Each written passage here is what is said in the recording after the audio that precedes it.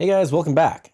So today I want to do something a little bit more informal, and I just kind of wanted to hang out, have a little bit of a chat, and if we could have a little bit of discussion. And I want to talk about live amps versus modeling rigs. So my main rig right now consists of my pedal board and the HX Stomp. I've actually integrated that into the pedal board. And so I have it set up to where I can run 4 cable method if I am running a live amp, or how I've been doing it most of the time is just using the amps built in to the HX Stomp and adding a little bit of effects on top of that. And with it integrated into my pedal board, it actually works really, really well. I can take that in, to church every Sunday and hook it up in just minutes. And it's really reduced the amount of gear that I've got to pack around. Now, for years, I actually used my Marshall Origin and a 4x12 cab, and that lived in the church facilities basically. Now, that did mean that there was some setup and takedown, not all the time, but some of the time. And when that became more of a thing, that's when I decided to make that change. And I've been pretty happy most of the time. And I do mean most of the time.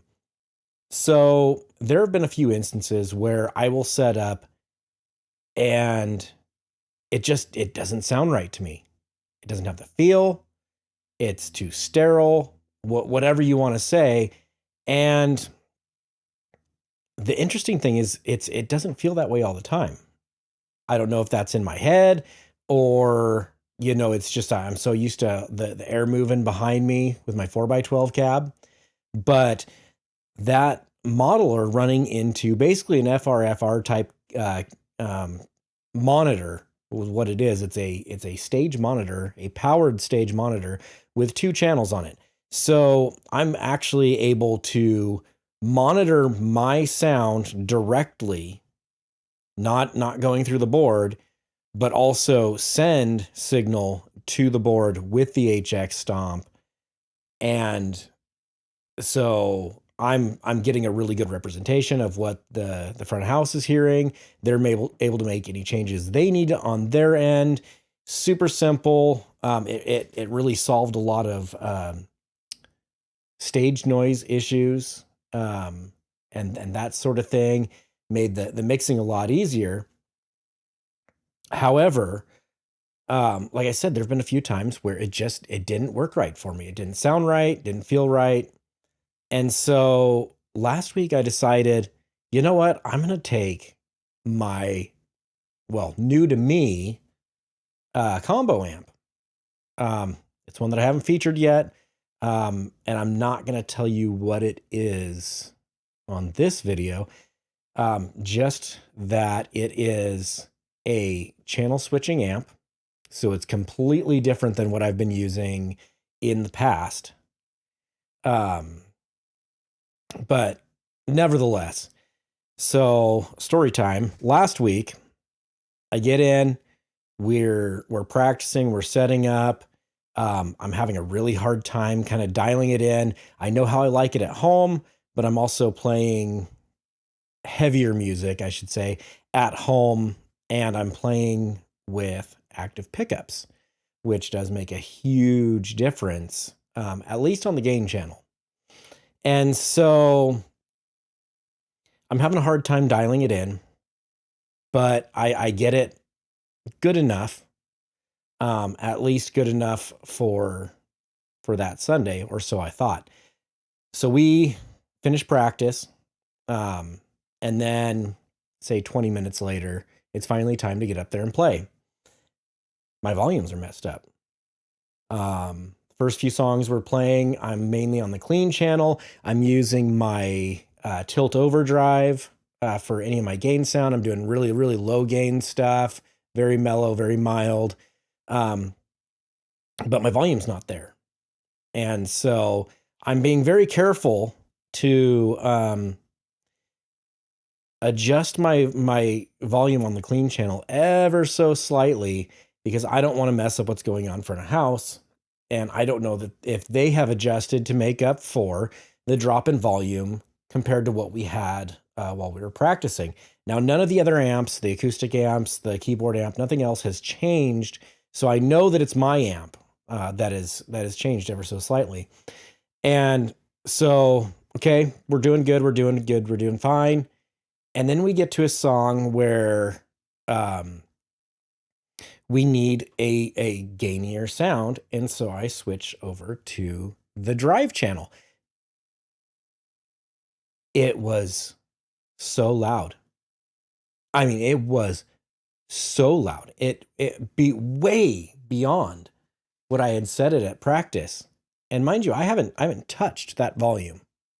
It has a channel volume for the clean. It has a channel volume for the dirty channel, and it also has a master volume. All I've adjusted is the clean channel volume. And so, be it a glitch in the amp, maybe somebody came and twisted some knobs. You know, we have children in the facility. I don't know, but it was one of those times where I had to take a second and collect myself, fix the issue, and then carry on. And that was really hard. So I made the decision this week, you know what, we're going to go back to simple. I may not always love the sound that I'm getting on stage. I know the front of house sounds great. So we're going to go ahead and just go with modeling this week.